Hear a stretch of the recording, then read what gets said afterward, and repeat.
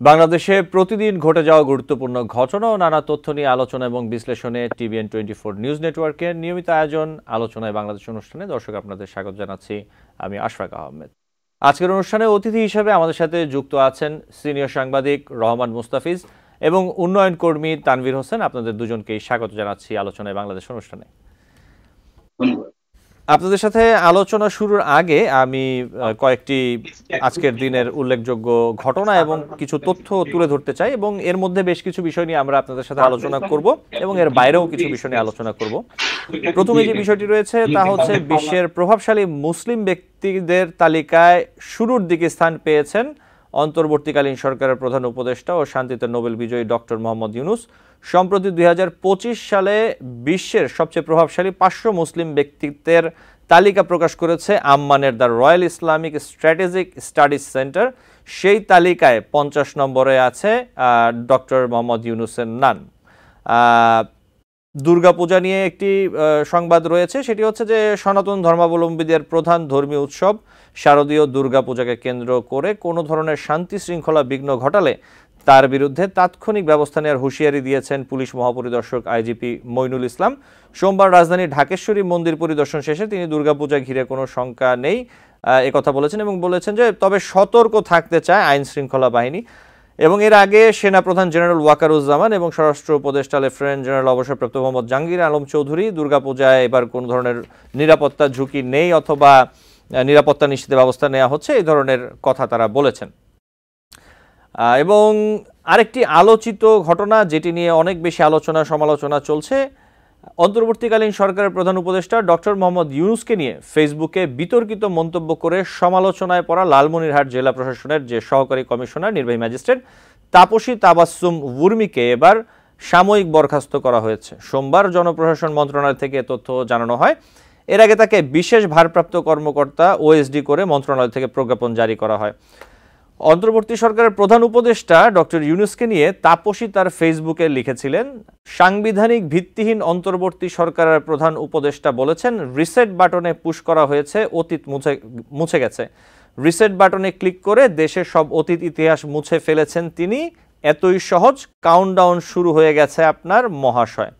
এবং আরেকটি ফেসবুক পোস্টে আবু সাইদকে সন্ত্রাসী আখ্যা দিয়ে উর্মি লিখেছেন, মানে কত বড় বোকার স্বর্গে আছি এইটা শুধু চিন্তা করি। আবু সাইদ বিশৃঙ্খলা সৃষ্টিকারী সন্ত্রাসী একটা ছেলে, যে কিনা বিশৃঙ্খলা করতে গিয়ে নিজের দলের লোকের হাতে মারা পড়ল, সে নাকি শহীদ, এটাও এখন মানা লাগবে। এবং এই বিষয়ে সে আরও কিছু লিখেছে এবং এই স্ট্যাটাসের জন্য উর্মিকে 48 ঘন্টার মধ্যে স্থায়ীভাবে বহিষ্কার করে গ্রেফতারের দাবিতে বিক্ষোভ করেছে রংপুর বেগম রোকেয়া বিশ্ববিদ্যালয়ের বৈষম্য বিরোধী শিক্ষার্থীরা। এবং এই যে তাপসী উর্মির বিরুদ্ধে যে ব্যবস্থা নেওয়া হয়েছে এ প্রসঙ্গে রাষ্ট্রের সংস্কার নিয়ে প্রশ্ন তুলেছেন সাবেক সংসদ সদস্য গোলাম মাওলা রনি। তিনি ফেসবুকে লিখেছেন, তাবাসসুম উর্মিকে কেন ওএসডি করা হলো, যেখানে দালালি করার জন্য পুরস্কৃত করা হয়, দলবাজের জন্য পদোন্নতি হয়, দুর্নীতির জন্য সম্মান করা হয়, সেখানে সরকারি চাকরি বিধির দোহাই দেয়া হয় না।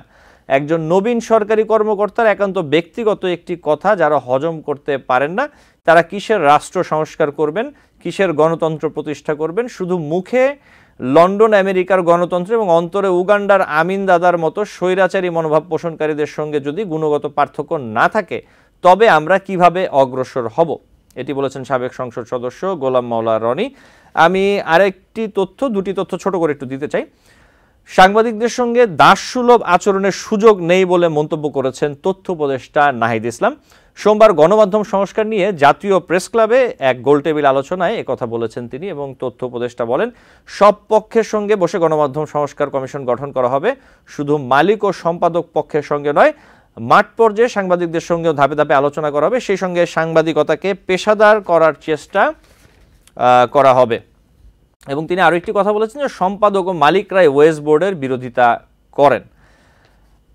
আরেকটি তথ্য সবশেষ যেটি আমি দিয়ে আসলে আমাদের আজকের অতিথির সাথে আলোচনায় চলে যাব, তা হচ্ছে বাংলাদেশের গণমাধ্যম, একটি গণমাধ্যম প্রথম আলো একটি প্রতিবেদন করেছে। সেখানে বলা হচ্ছে রাজনৈতিক দলগুলোর সঙ্গে অন্তর্বর্তী সরকারের প্রধান উপদেষ্টার এবারের সংলাপে জাতীয় পার্টিকে এখনো আমন্ত্রণ জানানো হয়নি এবং সরকারের একাধিক সূত্র তাদের জানিয়েছে যে জুলাই আগস্টের অভ্যুত্থানের ছাত্র নেতৃত্বের পক্ষ থেকে দলটির ব্যাপারে আপত্তি এসেছে। এই আপত্তির পেছনে অভিযোগ হচ্ছে ক্ষমতাচ্যুত আওয়ামী লীগের সহযোগী ছিল জাপা। এমন প্রেক্ষাপটে সংলাপে জাপার ডাক পাওয়ার বিষয়টি নিয়ে অনিশ্চয়তা দেখা দিয়েছে। এই ছিল একটি তথ্য। আমরা এখন আমাদের আলোচকদের সাথে আলোচনায় চলে যাব। আমি প্রথমে একটু যেতে চাই রহমান মুস্তাফিজ, সিনিয়র সাংবাদিক, আপনার কাছে। আপনি আমাকে শুনতে এবং দেখতে পাচ্ছেন আশা করি।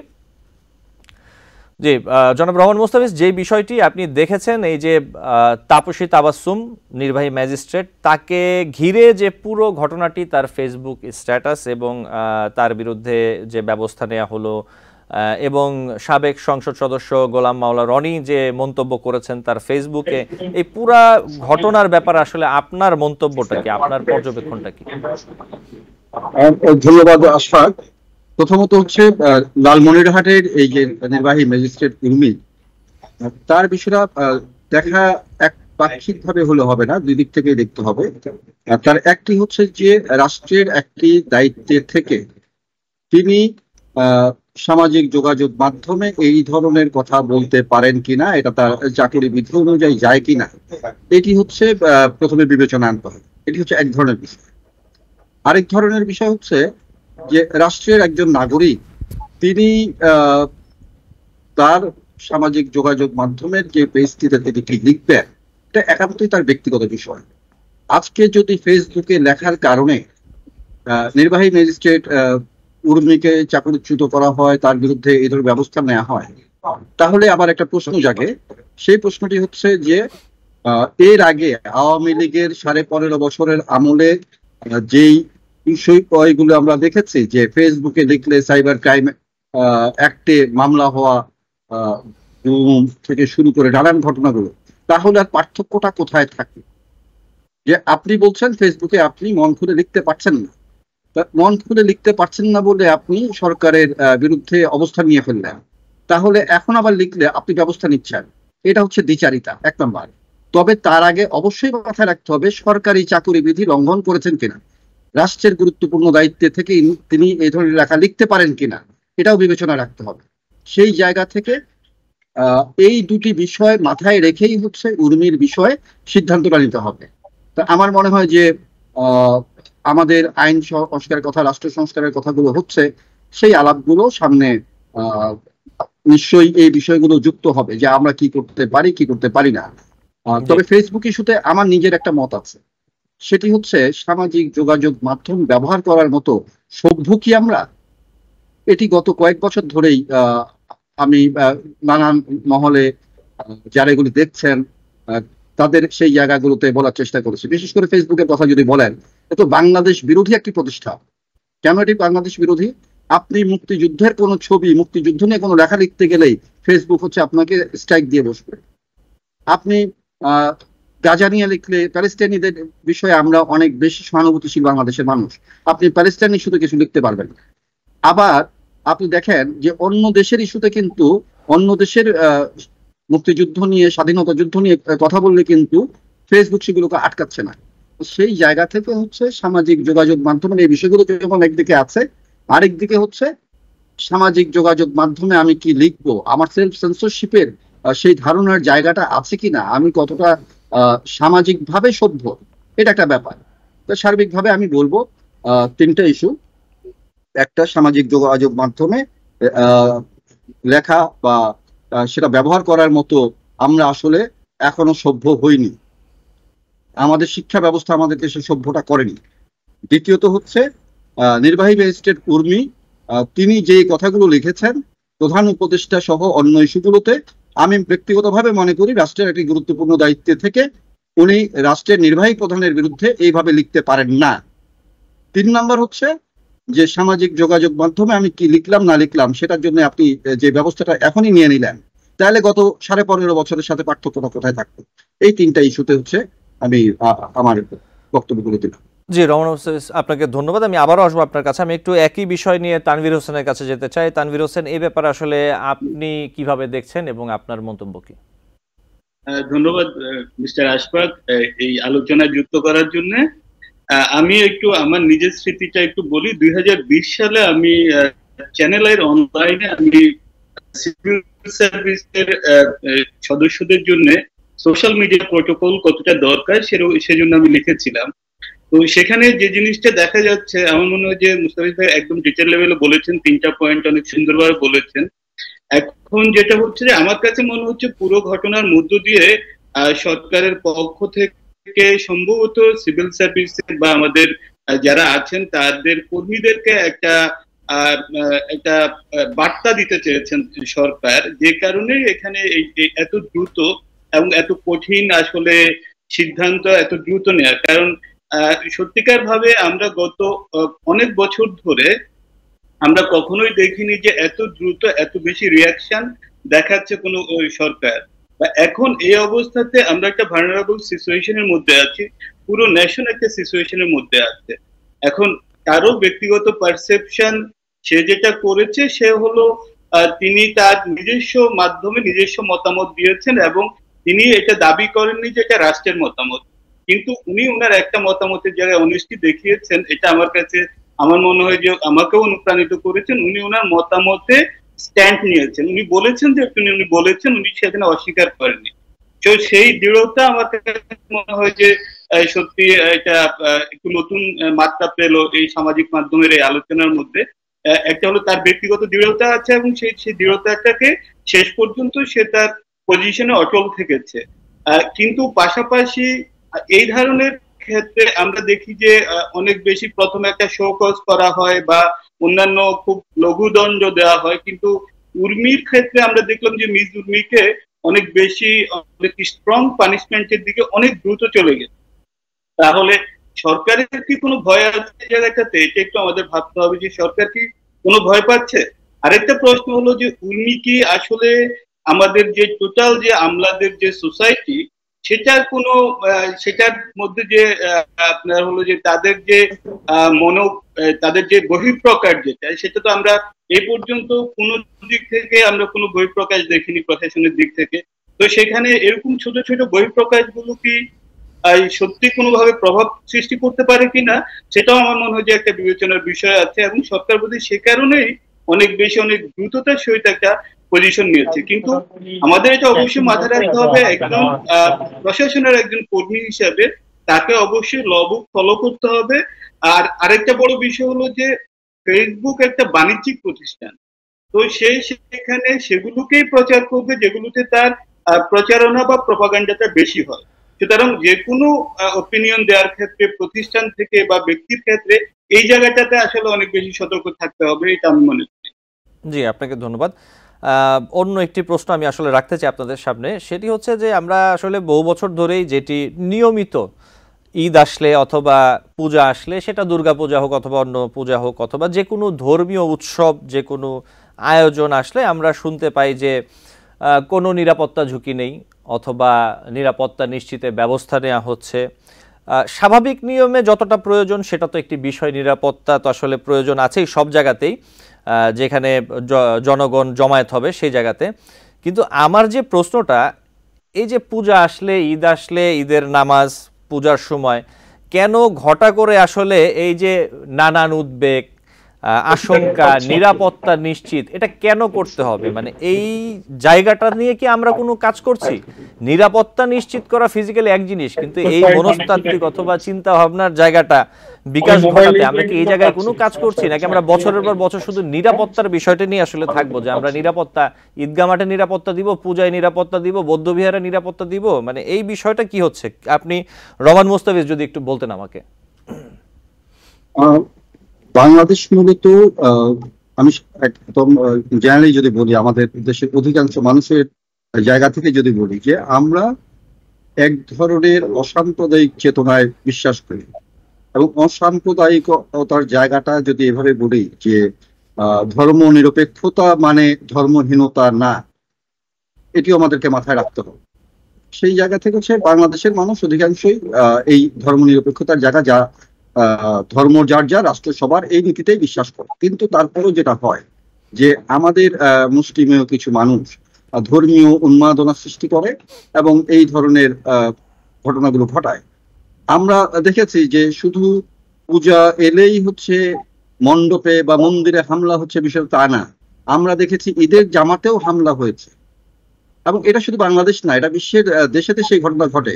আমরা তো দেখেছি যে পাকিস্তানে মসজিদের ভিতর ঢুকে ব্রাশ ফায়ার করে মুসল্লিদের মেরে ফেলা হয়, এটা আমরা দেখেছি। আমরা দেখেছি হজ মৌসুমে হজ চলা অবস্থায় সেই জায়গায় হামলা হয়েছে কাবা ঘরের সামনে 8 লাখ হাজিদের উপরে। এগুলো হচ্ছে। আবার আমরা দেখেছি জঙ্গি গোষ্ঠী, যেটা হচ্ছে আমরা বলি যে 9/11-এর কথা, যে টুইন টাওয়ারে হামলা করেছে। এই ধরনের অসংখ্য ঘটনা আছে বিশ্বজুড়ে। তো এগুলো আসলে ঠিক আমি বলবো যে ধর্মীয় উন্মাদনার জায়গা থেকে এগুলো ঘটে, ব্যাপারটা এরকম না। এটা বৈশ্বিক রাজনীতির একটা পার্ট এটা।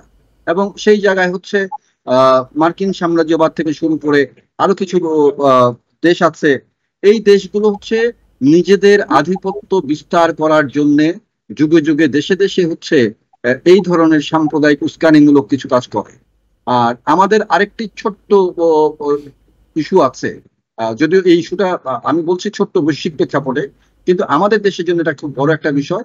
আমরা ভারতের মধ্যে অবস্থান করছি, আমাদের তিন পাশে ভারত হওয়ার কারণে যে আমাদের দেশের রাজনীতিটা মূলত নিয়ন্ত্রিত হয় হচ্ছে, বা রাজনীতির মূল চালিকা শক্তিটা হয়ে যায় ভারতের পক্ষে এবং ভারতের বিপক্ষে। এবং ভারতও হচ্ছে এই জায়গায় নানান ধরনের রাজনীতির সাথে জড়িয়ে পড়ে নানান ভাবে। তো সবকিছু মিলিয়েই আবার ভারতে যেহেতু একটা বড় অংশ, বিশেষ করে প্রায় 100 কোটি মানুষই হচ্ছে হিন্দু সম্প্রদায়, সেই কারণে আবার এখানে আমাদের দেশের হিন্দু এবং মুসলমানের নানান যে সামাজিক, রাজনৈতিক, ধর্মীয় জায়গাগুলোতে হচ্ছে ভারতের কিছু বিষয় হচ্ছে প্রভাব ফেলে। সেই সব কিছু মিলে যে ভারতকে উত্তেজিত করতে হলে আমাদের এখানে মন্দিরে হামলা করতে হবে, পাকিস্তানকে উত্তেজিত করতে হলে মসজিদে হামলা করতে হবে, এই টাইপের ভূ রাজনৈতিক প্রেক্ষাপটে সেই ঘটনাগুলো ঘটে। তবে একটা জিনিস আমি স্পষ্ট করে বলতে চাই, এগুলো যাই কিছু ঘটুক না কেন, এই হামলাগুলো আসলে কারা ঘটায়?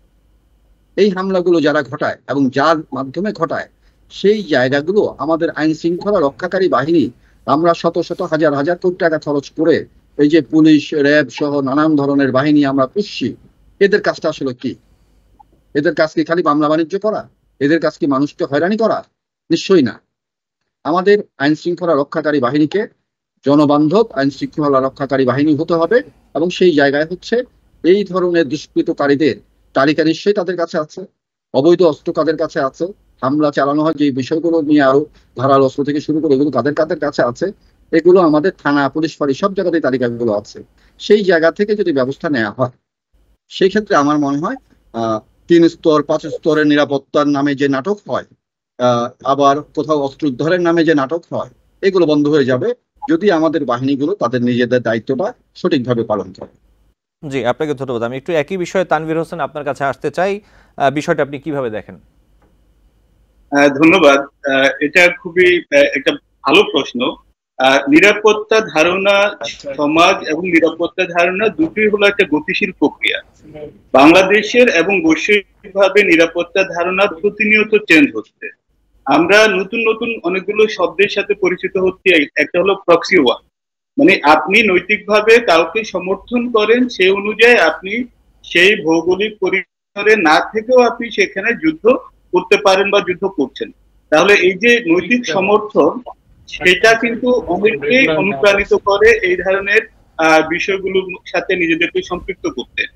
এখন যেহেতু এটা একটা চলমান প্রক্রিয়া, সেহেতু প্রত্যেক বছরই নতুন নতুন থ্রেট আসতে পারে, আবার নাও আসতে পারে। এখন আরেকটা বড় বিষয় এখানে আছে, আপনাদের মাথায় রাখতে হবে, যে কোনো জনসমাবেশে একটা অপ্রীতিকর পরিস্থিতি এড়ানোর জন্য একটা বিষয়, আরেকটা হলো সেখানে মৌলিক নিরাপত্তা বা সার্বিক নিরাপত্তাটা এনশিওর করা। আর 2 স্তর, 3 স্তর, 4 স্তর, এগুলো হলো আপনার এক ধরনের কাঠামোগত বিশ্লেষণ, সিকিউরিটি ইন্টেলিজেন্সরা করে যে কি পরিমাণ নিরাপত্তা দিলে কতটা নিরাপত্তা মানুষ পাবে, সেটা তাদের এক ধরনের প্রস্তুতি। কিন্তু আমাদের যে জায়গাটাতে ঘাটতি রয়ে যাচ্ছে সেটা হলো সামাজিক প্রস্তুতিতে। আমরা নিজেরা কতটা সামাজিকভাবে প্রস্তুত, যে আমি একজন মুসলমান হিসেবে আমার হিন্দু ভাই যখন পূজা করবে তার নিরাপত্তা দিতে আমি মানসিকভাবে কত প্রস্তুত বা আমি কতটা সচেতন। সামাজিক প্রস্তুতির উপরে অন্য কোনো প্রস্তুতি হতে পারে না। যত বেশি আমরা সামাজিকভাবে প্রস্তুতি নিব, সামাজিকভাবে আমরা সেই সম্প্রীতির জায়গাটা রক্ষা করার চেষ্টা করব, তত বেশি আসলে আমরা এই নিরাপত্তার ঝুঁকিগুলো এড়াতে পারবো। আর ডেফিনেটলি তানভীর হোসেন, আপনাকে ধন্যবাদ। আমাদের একটি ছোট্ট বিরতি নিতে হবে, আমরা বিরতি থেকে ফিরে এসে আপনাদের সাথে আলোচনা করব। দর্শক, আলোচনায় বাংলাদেশ অনুষ্ঠানে নিচ্ছে একটি ছোট্ট বিরতি, আমাদের সাথেই থাকবেন। TBN 24 টেলিভিশন দেখতে আজই কল করুন 7187776556। লগ ইন করুন www.totalcablebd.com। দর্শক, আলোচনায় বাংলাদেশ অনুষ্ঠানে আপনাদের স্বাগত জানাচ্ছি। আমাদের সাথে আছেন দুজন অতিথি, তানভীর হোসেন এবং রহমান মুস্তাফিজ। আমরা আলোচনা করছিলাম বেশ কিছু বিষয় নিয়ে, এখন একটু অন্য প্রসঙ্গে আলোচনা করব। আমি একটু প্রশ্নটা রাখি, সেটা হচ্ছে যে রাজনৈতিক দলগুলোর সঙ্গে অন্তর্বর্তী সরকারের প্রধান উপদেষ্টা ইতোমধ্যে ৮-৯টি দলের সাথে বৈঠক করেছেন, বিএনপি, জামায়াত সহ বিভিন্ন রাজনৈতিক দলের সাথে। তো বাংলাদেশের একটি গণমাধ্যম প্রথম আলো, তারা একটি প্রতিবেদন করেছে, সেখানে বলছে যে তাদের একাধিক সূত্র বলছে যে জুলাই আগস্টের অভ্যুত্থানের ছাত্র নেতৃত্বের পক্ষ থেকে জাতীয় পার্টির প্রধান উপদেষ্টার সাথে বৈঠকে বসার ব্যাপারে আপত্তি রয়েছে, এবং যেটি হচ্ছে যে জাতীয় পার্টি বাংলাদেশের একটি অন্যতম বৃহত্তম রাজনৈতিক দল এবং তাদের একটি জনসমর্থন এবং ভোট ব্যাংক রয়েছে। তাদের বাদ দিয়ে যদি অন্তর্বর্তী সরকারের এই সংস্কার নির্বাচন নিয়ে যে সংলাপ হচ্ছে, এই বিষয়টি আসলে আপনি কিভাবে দেখছেন? তাদের বাদ দিয়ে কি আসলে আলোচনা করাটা কতটুকু গ্রহণযোগ্য অথবা উচিত হবে?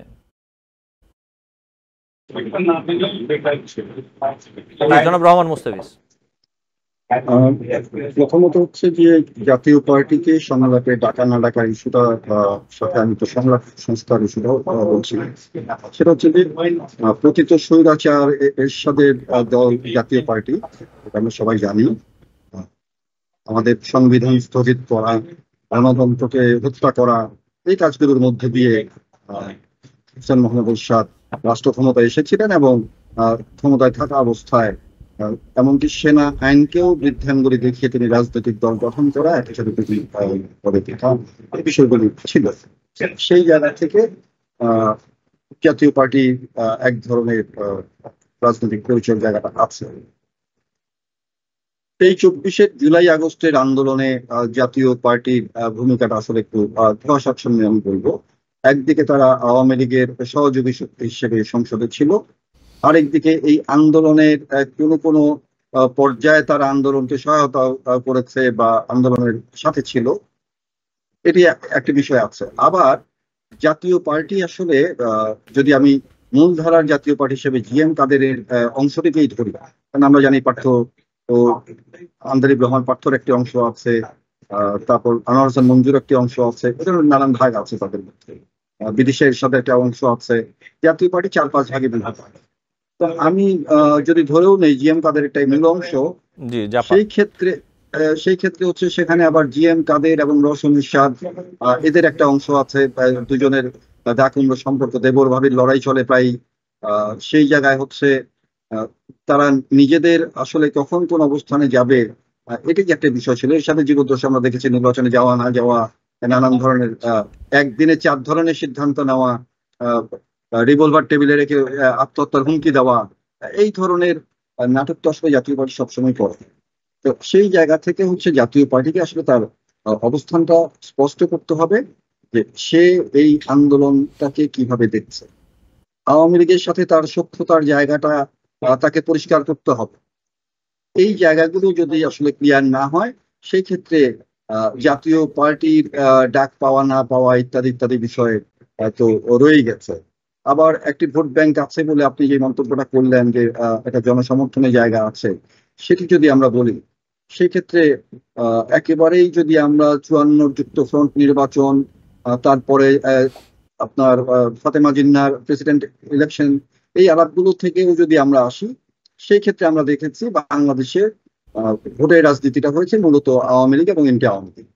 আওয়ামী লীগ হচ্ছে এককভাবে বাংলাদেশের বৃহত্তম রাজনৈতিক দল, তার খুব কাছাকাছি অবস্থান করছে বিএনপি, এবং এর অনেকটা পিছনে গিয়ে হচ্ছে জাতীয় পার্টি এবং জামাত ইসলাম। আমরা দেখেছি জামাত ইসলামী বা জাতীয় পার্টির ভোট যা আছে তার অর্ধেক পরিমাণ হচ্ছে বামপন্থীদের, বাকি সব মানুষ। আপনি যদি বামপন্থীদের সাথে বৈঠক করেন, আপনি যদি জামাতের সাথে বৈঠক করেন, সেই জায়গা থেকে আপনার সংস্কার প্রশ্নে আলোচনায় জাতীয় পার্টিকে আমার মনে হয় যে ডাকা উচিত। এটা একটা বিষয়। আর আরেকটা হচ্ছে, সংস্কারটা আসলে কি করবে? এই সংস্কারটা হচ্ছে রাজনৈতিক সংস্কার। রাজনীতিবিদদের বাদ দিয়ে রাজনৈতিক সংস্কারের আসলে কোনো সুযোগ নেই। কারণ দিন শেষে সে আপনি 6 মাস বলেন, 18 মাস বলেন, আর 24 মাস বলেন, অথবা কেউ কেউ বলছে 2টি পিরিয়ড, মানে 10 বছর। আপনি যখনই সংস্কারের কাজটা শেষ করেন না কেন, আপনি নির্বাচনে গেলে এই রাজনীতিকরাই কিন্তু ক্ষমতায় আসবে এবং তারা রাষ্ট্র পরিচালনা করবে। আপনি রাজনীতিবিদদেরকে উপেক্ষা করে, রাজনীতিকে উপেক্ষা করে আপনি রাজনৈতিক সংস্কৃতি পাল্টে দেবেন, এটা আসলে কোনো সুযোগ নেই। তার মানে আমরা আরেক ধরনের শূন্যতার মধ্যে পড়ে যাব। সেই ক্ষেত্রে রাষ্ট্র সংস্কারের জায়গায়, রাজনৈতিক সংস্কারের জায়গায় আপনি যেখানেই যান না কেন, রাজনীতিবিদদেরকে উপেক্ষা করার সুযোগ নেই। তাদের মতামতের উপর ভিত্তি করেই আপনাকে এই সংস্কারের পথে এগোতে হবে।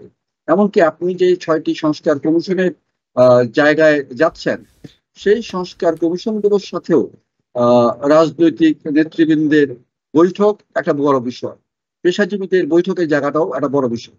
তো আমার মনে হয় যে খুব তড়িঘড়ি না করে এবং ভবিষ্যৎটা দেখে নিয়ে পথ চলতে হবে, না হলে আরেকটি বিপর্যয় আমাদের সামনে অপেক্ষা করছে।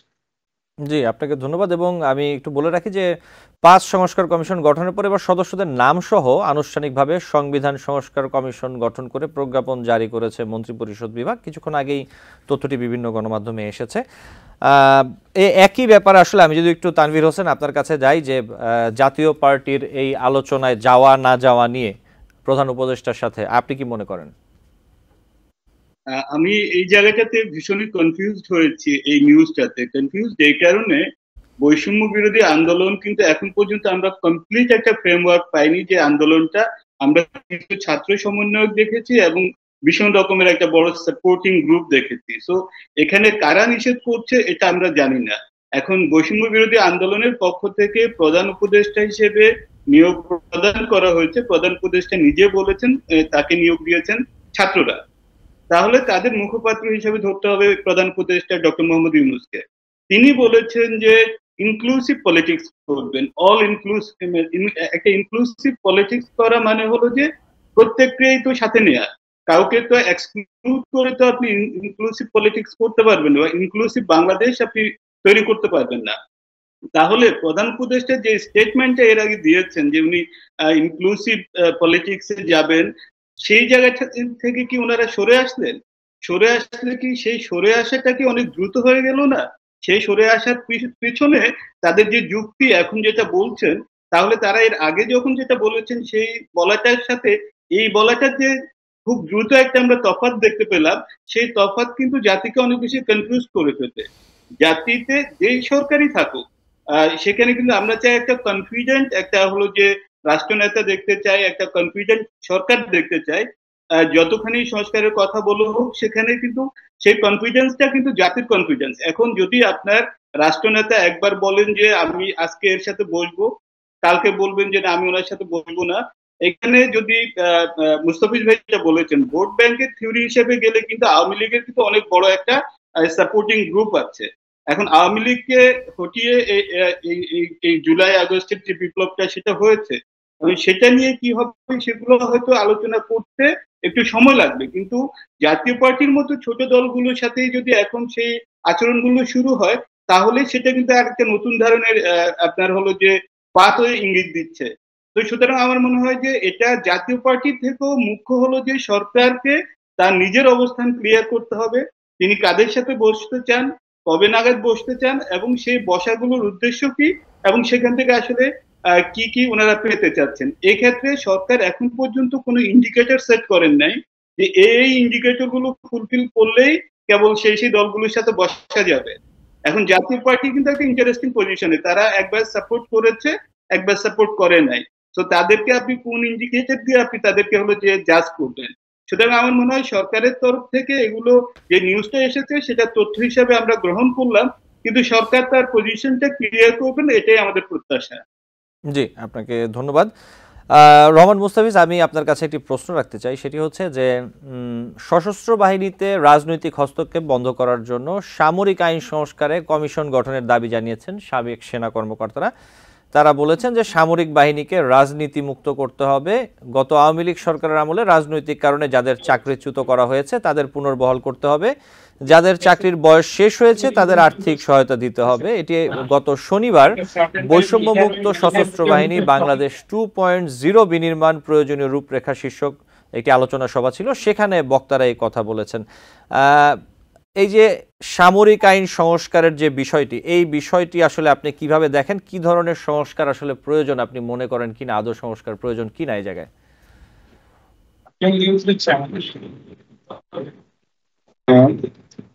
সামরিক বাহিনী সংস্কারের জায়গাটা যদি বলি, যে এটা খুব আমাদের গুরুত্বপূর্ণ এবং সেন্সিটিভ একটা জায়গা।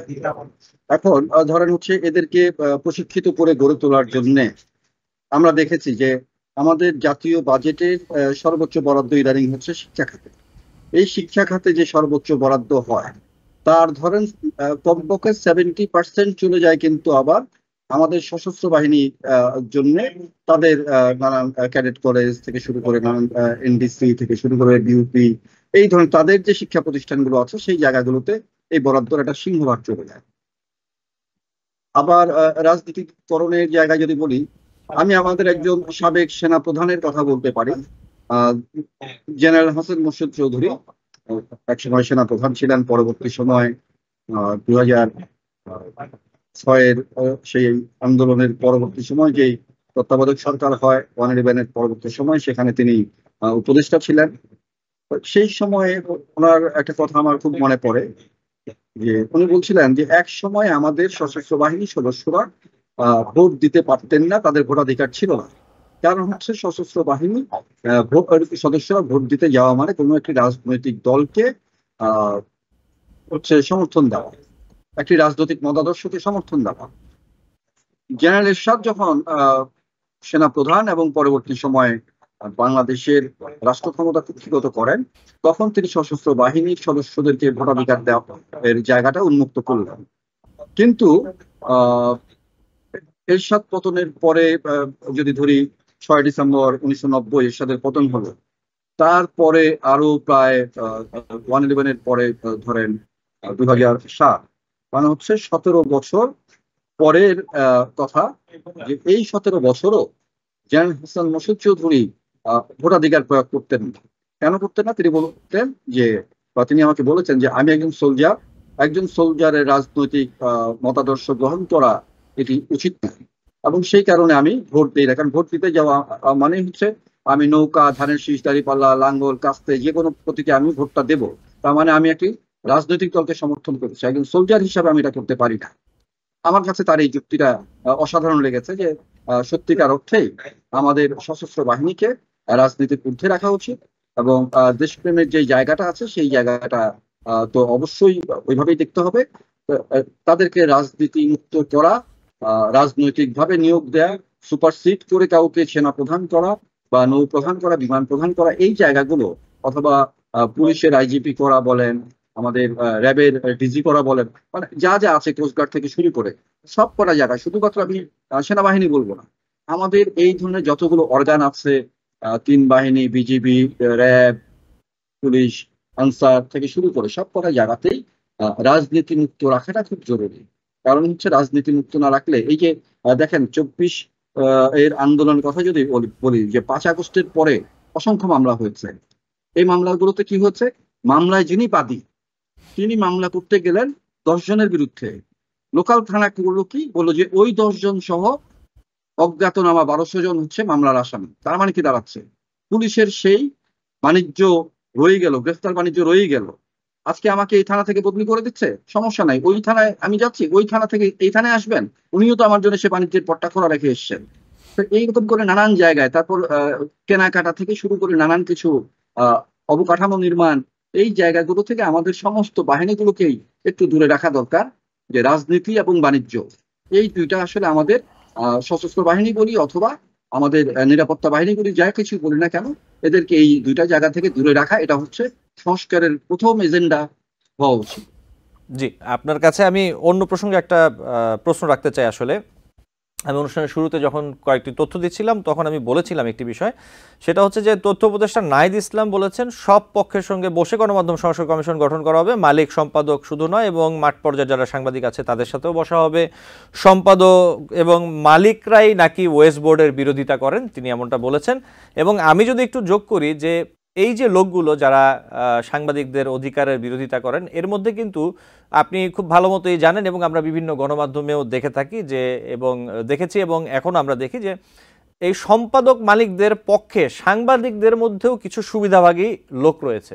তারা বিভিন্ন গণমাধ্যমে নিজের পদোন্নতি, আর্থিক সুবিধা এবং অন্যান্য সুযোগ সুবিধার জন্য বাকি সহকর্মীদের মনে করেন যে ন্যায্য অধিকার অথবা যৌক্তিক পাওনা সুযোগ সুবিধা পাওয়া উচিত, এগুলো তারা তোষামোদি করে নিজেদের জন্য আসলে তারা ব্যাহত করে।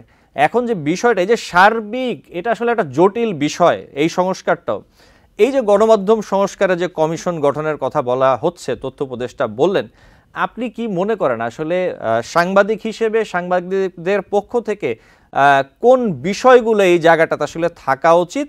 এবং গণমাধ্যমের স্বচ্ছতা স্বাধীনতা যেমন নিশ্চিত করার একটি বিষয় রয়েছে, গণমাধ্যম কর্মীদের যে অধিকার সেটাও নিশ্চিত করার বিষয় রয়েছে, এই বিষয়টি নিয়ে আপনি কি বলবেন? দেখুন, প্রায় 1.5 দশক আগে আমি ঢাকা সাংবাদিক ইউনিয়নের জয়েন্ট সেক্রেটারি ছিলাম।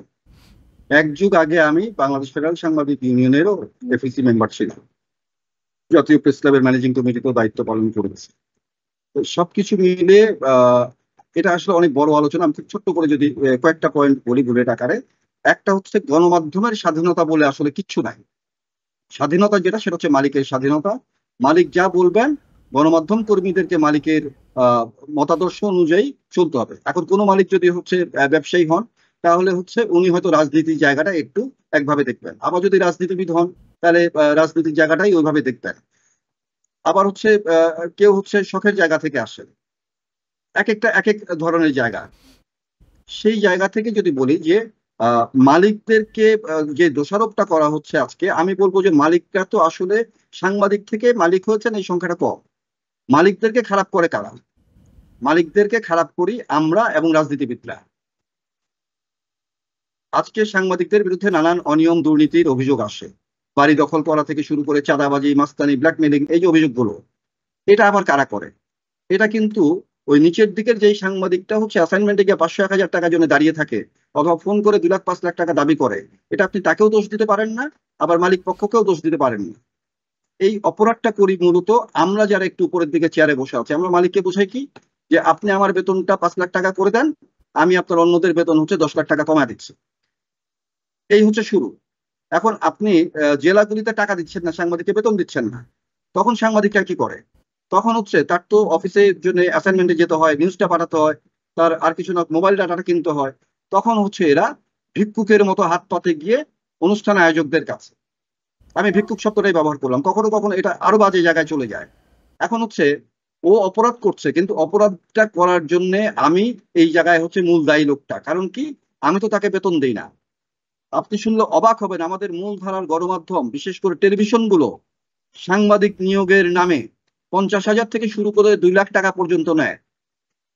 এবং এই টাকাটা আবার 2 ধরনের পথে নেওয়া হয়। একটা হচ্ছে মালিকরাই নিচ্ছেন এই টাকাটা, আবার কিছু কিছু আছে নিয়োগকর্তা যিনি সাংবাদিক আছেন বা অ্যাডমিনের লোকটা আছেন, তারা হচ্ছে এই 50,000 থেকে 2 লাখ টাকা পর্যন্ত এই টাকাটা নিয়ে আত্মসাৎ করছেন, মালিক হয়তো জানেনই না।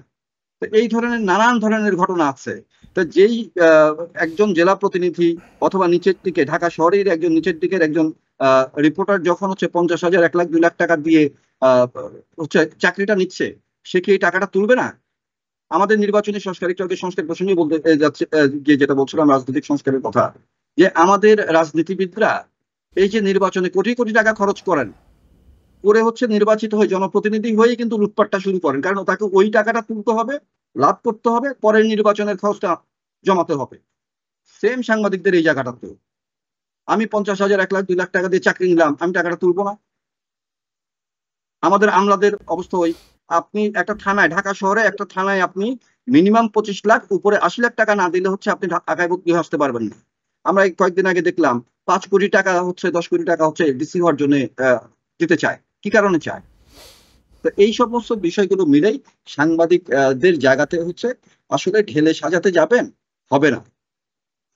এই করাপশন থেকেই যাবে। আপনি মালিককে, সিনিয়র সাংবাদিককে, জুনিয়র সাংবাদিককে, কাউকেই হচ্ছে আপনি এই জায়গাটায় একদম এই সংস্কারের নামে সংস্কার করে ফেলবেন, এটা ভাবলে ভুল করবেন। কারণ হচ্ছে আমাদের অস্থি মজ্জায় হচ্ছে অনিয়ম, দুর্নীতি, অপেশাদারিত্ব যুক্ত হয়ে গেছে। এটার জন্য আপনাকে অনেক লম্বা সময় দিতে হবে। আর মাছ যখন দেখবেন যে মাছটা পচে যায়, মাছের পচনটা ধরে কোথায়? মাথায়। আমাদের সমাজে, আমাদের যে কোনো পেশায় পচনটা হচ্ছে মাথায় ধরেছে। সেই জায়গা থেকে মালিকদেরকে এককভাবে দোষ দিয়ে লাভ নাই, সাংবাদিক নেতাদেরকে দোষ দিয়ে লাভ নাই, কাউকেই দোষ দিয়ে লাভ নাই। মূল সমস্যা হচ্ছে আমাদের রাষ্ট্র কাঠামোতে, আমাদের সমাজের যেই চিন্তার জায়গাগুলো আছে, এই জায়গাগুলোতে আমাদের মূল সমস্যা। তো সংস্কার করতে হলে সবগুলো একসাথে করতে হবে, একটা দীর্ঘমেয়াদী পরিকল্পনার মধ্যে দিয়ে। জি, ধন্যবাদ জনাব রহমান মুস্তাফিজ এবং তানভীর হোসেন, আপনাকেও ধন্যবাদ আজকে আমাদের সাথে যুক্ত থাকার জন্য। আমাদের সময় আজকে শেষ, নিশ্চয়ই অন্য কোনো দিন নানা বিষয় নিয়ে আপনাদের সাথে আবার আলোচনা হবে। দর্শক, আলোচনায় বাংলাদেশ অনুষ্ঠানে আপনাদের কাছ থেকে বিদায় নিচ্ছি। পরবর্তী অনুষ্ঠান দেখার আমন্ত্রণ থাকলো।